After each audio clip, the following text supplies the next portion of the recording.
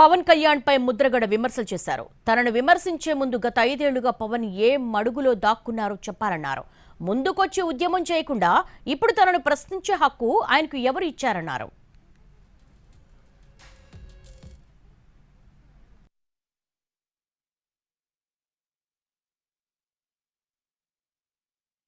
చంద్రబాబు నాయుడు గారు వారు 5 సంవత్సరాల్లో ఎక్కడున్నారో ముందు చెప్పాలి సార్.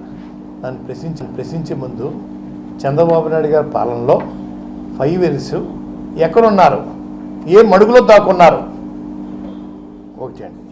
2, నేను చేత కాదు, నేను ముసలోని అయిపోయాను, లేదా ఇంకోటి అయిపోయాను, వారు ఎందుకు చేయకూడదండి? చేసే హక్కు లేదా?